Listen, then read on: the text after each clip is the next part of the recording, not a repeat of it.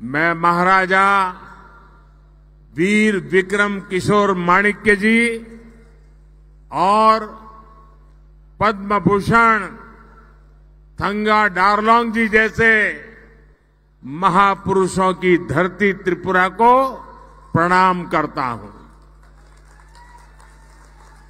मैं सभी को रामनवमी की हार्दिक शुभकामनाएं देता हूं। साथियों, त्रिपुरा की जनता का ये समर्थन इस मैदान में जन सैलाब बता रहा है कि त्रिपुरा अब पीछे मुड़कर देखने वाला नहीं है। और मैं एयरपोर्ट से यहां आया, पूरे रास्ते भर जो उमंग, उत्साह और जन सैलाब था वो दिखा रहा है त्रिपुरा का मूड क्या है, देश का मूड क्या है। बाबा गरिया की धरती पर हमारी माताओं बहनों का इतना उत्साह, ये त्रिपुरा को ठगने वालों की नींद उड़ाने वाला है। त्रिपुरा जो सोच लेता है वो पूरा करता है, और त्रिपुरा ने सोच लिया है। फिर एक बार, फिर एक बार, फिर एक बार। साथियों, 21वीं सदी के भारत को विकसित बनाने में नॉर्थ ईस्ट की बहुत बड़ी भूमिका है। आजादी के इतने दशकों में कांग्रेस के शासन, उस दौरान नॉर्थ ईस्ट के राज्यों के सामर्थ्य के साथ न्याय नहीं हुआ। और यहां त्रिपुरा में तो कम्युनिस्टों का शासन था। कम्युनिस्टों ने त्रिपुरा के लोगों को तबाह करने के अलावा कुछ नहीं किया। लेकिन आज दिल्ली में एक ऐसी सरकार है जो नॉर्थ ईस्ट और हमारे त्रिपुरा के बारे में लगातार सोचती है। नॉर्थ ईस्ट मेरे लिए पॉलिटिक्स का नहीं, प्रेम और प्राथमिकता का विषय है।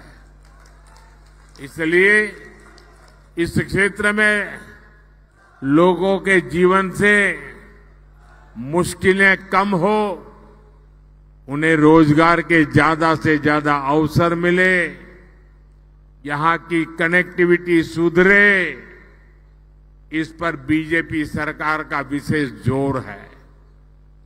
जल जीवन मिशन के तहत त्रिपुरा में 5 लाख से ज्यादा घरों में हमने नल से जल पहुंचाया है।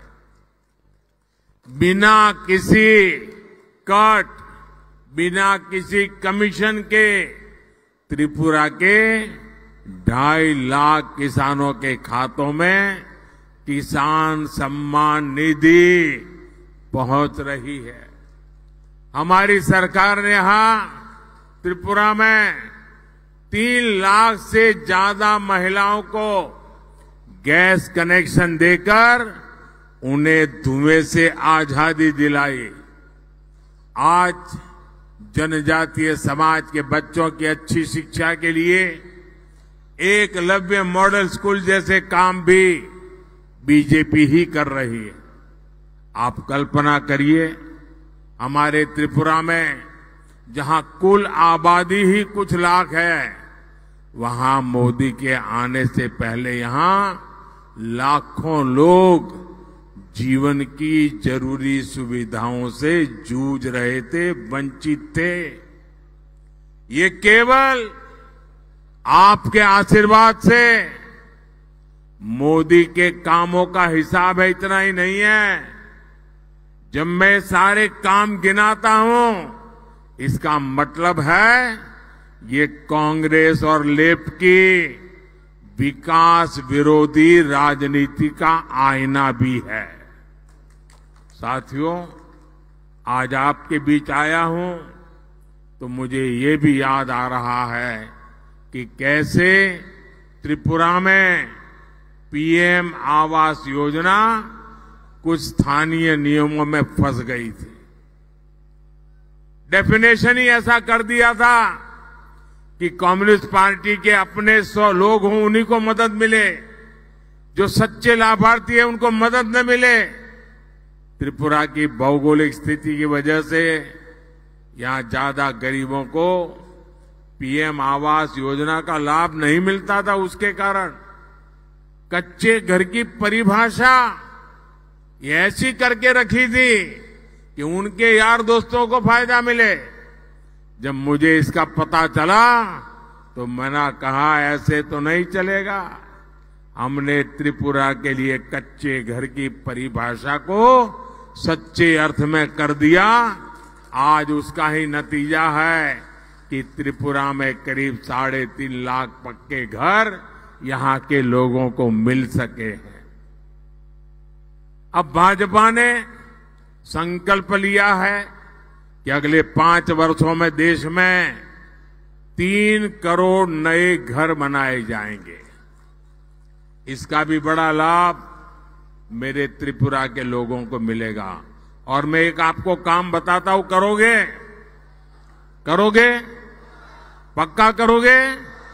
जब आप लोगों से मिलने जाएं और आपको कहीं ये नजर आए कि कोई है कच्चे घर में रहता है, उसको पक्का घर नहीं मिला है, उनको कह देना मोदी की तरफ से कि मोदी की गारंटी है ये दूसरे जो 3 करोड़ घर बन रहे हैं ना, उसमें से उसको भी मिलेगा। ये वादा करके आ जाइए। आपका वादा है, मेरी जिम्मेवारी है, करके आइए। साथियों, इन 10 वर्षों में त्रिपुरा और नॉर्थ ईस्ट के विकास के लिए बीजेपी ने जो किया है ना, वो तो बस ट्रेलर है, ट्रेलर। अभी तो हमें त्रिपुरा को और भी आगे ले जाना है। बीजेपी ने अगले 5 वर्ष का जो संकल्प पत्र पेश किया है, वो त्रिपुरा के लोगों के लिए समृद्धि का काम करेगा। अगले 5 वर्ष हर लाभार्थी को मुफ्त राशन मिलता रहेगा, ताकि गरीब का चूल्हा जलता रहे, गरीब के बच्चे भूखे न रहे। और ये मोदी की गारंटी है। और एक बहुत बड़ी घोषणा बीजेपी ने अपने मैनिफेस्टो में की है। इस घोषणा से सीधा लाभ परिवार के उन लोगों को पहले होगा जिनकी आयु 30 साल, 40 साल, 50 साल, 60 साल है, मेहनत करके कमाई करते हैं और परिवार में दादा है, दादी है, पिता है, माता है, बुजुर्ग है। मैं उन दोनों के लिए के वादा लेके आया हूं। आपके परिवार में जो 70 साल से ऊपर के हैं, कोई भी हो, त्रिपुरा का कोई भी नागरिक जो 70 साल से ऊपर का है और अगर वो बीमार हो जाता है, गंभीर तकलीफ आ जाती है, तो अब उनके बच्चों को आप सबको चिंता करने की जरूरत नहीं है। ये मोदी उसका खर्चा करेगा। उनका इलाज, उनकी दवाई मोदी करेगा और आपको इतने पैसे बचेंगे जो आपके और काम आ जाएंगे और आपके माता पिता की तबीयत भी अच्छी हो जाएगी। ये हमने इस आयुष्मान योजना के तहत 70 साल से ऊपर के सभी महानुभावों के लिए, माताओं बहनों के लिए गारंटी दी है। मुफ्त इलाज मिलेगा। कोई गरीब घर के बुजुर्ग हो, मध्यम वर्ग के हो या उच्च वर्ग के हो, हर बुजुर्ग को बीजेपी आयुष्मान योजना के दायरे में लाएगी। इसका बहुत बड़ा लाभ त्रिपुरा के लोगों को होगा, यहां के बुजुर्गों को होगा। साथियों, त्रिपुरा के विकास के लिए हमारी सरकार ने जिस हीरा मॉडल पर काम किया है, और अभी मुख्यमंत्री जी हीरा मॉडल की चर्चा कर रहे थे, आज उसकी पूरे देश में चर्चा हो रही है। हीरा यानी हाईवे, इंटरनेट वे, रेलवे और एयरवे, HIRA। ये मैंने आपसे वायदा किया था और इसे पूरा करके दिखाया है। आज त्रिपुरा में 3000 करोड़ रुपए की लागत से 4 लेन हाईवे का काम प्रगति पर है। वेस्टर्न अगरतला बाईपास का काम भी अगले 2-2.5 वर्ष में पूरा करने का लक्ष्य रखा है। त्रिपुरा को बांग्लादेश से जोड़ने के लिए 2-3 साल पहले मैत्री सेतु की शुरुआत की गई है। एक समय था जब त्रिपुरा में मोबाइल के सिग्नल भी ठीक से नहीं आते थे, लेकिन अब त्रिपुरा में 5G सेवाओं का भी विस्तार हो रहा है। और मैं आपको एक बात बताऊं, अगर दिल्ली में कांग्रेस की सरकार होती तो आपका मोबाइल बिल, जो आज मोदी के राज में मोबाइल बिल 400-500 रुपया ही आता है, अगर कांग्रेस होती ना तो आपका मोबाइल का बिल 3-4 हजार रुपये से कम नहीं आता। ये काम मोदी करता है। लेकिन मोदी ने मोबाइल डेटा इतना सस्ता कर दिया है कि गरीब से गरीब भी मोबाइल पर इंटरनेट का इस्तेमाल कर रहा है। और कोविड में गरीब के बच्चे भी मोबाइल से पढ़ाई कर रहे थे और किसी से पीछे नहीं छूटे। साथियों, रेलवे के विकास लिए बीते 10 वर्षों में त्रिपुरा को 1 दर्जन से अधिक ट्रेनों से जोड़ा गया है। राज्य की रेलवे लाइन्स के इलेक्ट्रिफिकेशन के काम को तेजी से पूरा कराया गया है। हमारी सरकार है, राजधानी अगरतला में महाराजा वीर विक्रम एयरपोर्ट पर नया आधुनिक टर्मिनल बनवाया। अब माणिक साह जी की सरकार त्रिपुरा के विकास के लिए कदम और आगे बढ़कर हीरा प्लस मॉडल पर काम कर रही है। साथियों, पहले राजनीतिक पार्टियां और सरकारों को नॉर्थ ईस्ट की याद तभी आती थी जब उन्हें आपके वोट चाहिए होते थे। कांग्रेस और इंडिया अलायंस की सरकार में नॉर्थ ईस्ट के लिए केवल एक ही पॉलिसी चलती थी, लूट ईस्ट पॉलिसी। आपको याद है ना, उनकी पॉलिसी थी लूट ईस्ट पॉलिसी। लेकिन 10 साल पहले मोदी ने कांग्रेस, कम्युनिस्टों के, इंडिया अलायंस वालों की लूट ईस्ट पॉलिसी को ताले लगा दिए, बंद कर दिया। अब देश लूट ईस्ट पॉलिसी को छोड़ करके एक्ट ईस्ट पॉलिसी पर काम कर रहा है। हम नॉर्थ ईस्ट के विकास के लिए दिन रात काम कर रहे हैं। मैं ऐसा पहला प्रधानमंत्री हूं जो पिछले 10 वर्षों में 50 से ज्यादा बार नॉर्थ ईस्ट आया हूं,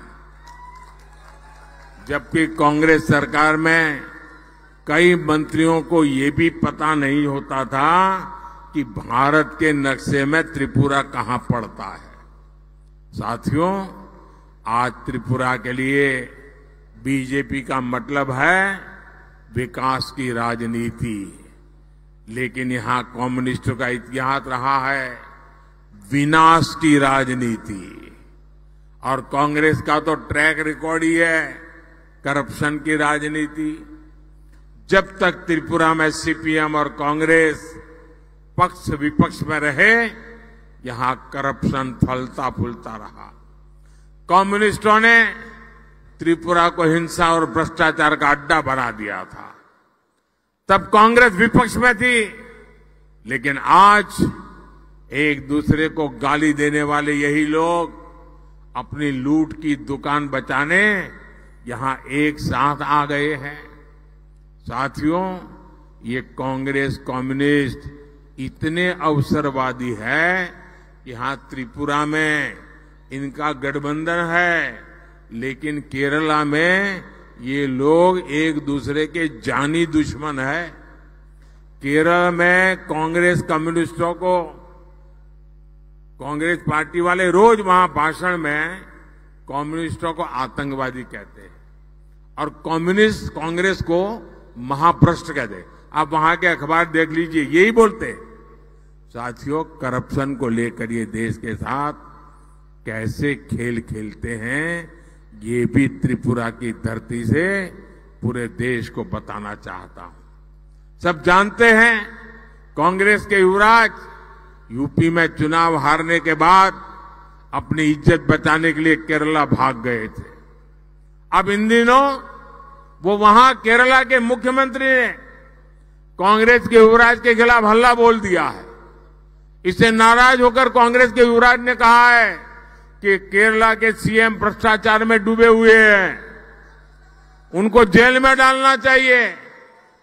हमेशा केंद्रीय एजेंसियों को गाली देने वाले युवराज अब उनसे केरला के सीएम के खिलाफ कार्रवाई की मांग कर रहे हैं।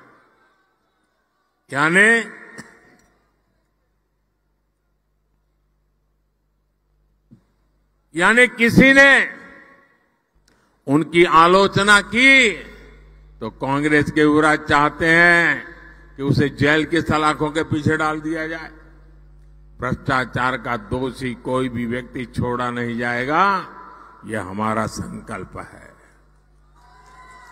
मैं बार बार केरला सीएम की भ्रष्ट सरकार का सच लोगों के सामने लाता हूं, लेकिन तब कांग्रेस की बोलती बंद हो जाती है। अब कांग्रेस के युवराज की आलोचना हुई तो कांग्रेस केरल के सीएम को जेल में डलवाना चाहती है, लेकिन साथियों, वहां तो जेल में डलवाना चाहते हैं और यहां महल में भेजना चाहते हैं। ये कौन सा तरीका है? लेकिन साथियों, जैसे ही कोई जांच एजेंसी कार्रवाई करेगी, यही कांग्रेस चीख चीख कर कहना शुरू कर देगी कि मोदी ने गलत किया है। यही है इन लोगों का असली चेहरा।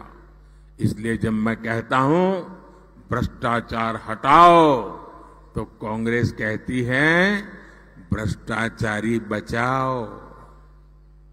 साथियों, अब लोकसभा चुनाव में कांग्रेस और कम्युनिस्ट पार्टियों को दिया एक भी वोट, आप लिख के रखिए, अगर कांग्रेस को आपने एक भी वोट दिया, कम्युनिस्टों को एक भी वोट दिया, तो केंद्र में सरकार नहीं बना सकता, आपका वोट बेकार जाएगा।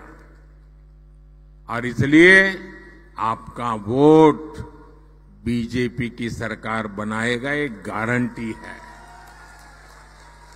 बीजेपी एनडीए को दिया हर वोट विकसित भारत बनाएगा। इसलिए मेरा आपसे आग्रह है कि 19 अप्रैल को आप त्रिपुरा वेस्ट सीट से भाजपा उम्मीदवार मेरे मित्र विप्लव कुमार देव जी, और फिर 26 अप्रैल यानी दूसरे चरण में त्रिपुरा इस सीट से भाजपा उम्मीदवार महारानी कृति सिंह देव वर्मा जी को, दीदी रानी को भारी मतों से विजयी बनाए। बीजेपी को दिया आपका एक एक वोट त्रिपुरा की समृद्धि के लिए मोदी की गारंटी को मजबूत करेगा।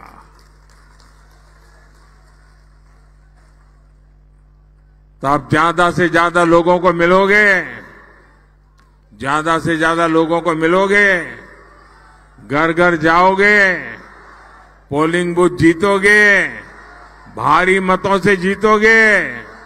मेरा एक काम करोगे, घर घर जाना है, सबको बताना है कि अपने मोदी अगरतला आए थे और आप सबको प्रणाम पहुंचाया है। मेरा प्रणाम पहुंचा देंगे, हर किसी को मेरा प्रणाम पहुंचा देंगे। मेरे साथ बोलिए, भारत माता की, भारत माता की, भारत माता की। बहुत बहुत धन्यवाद।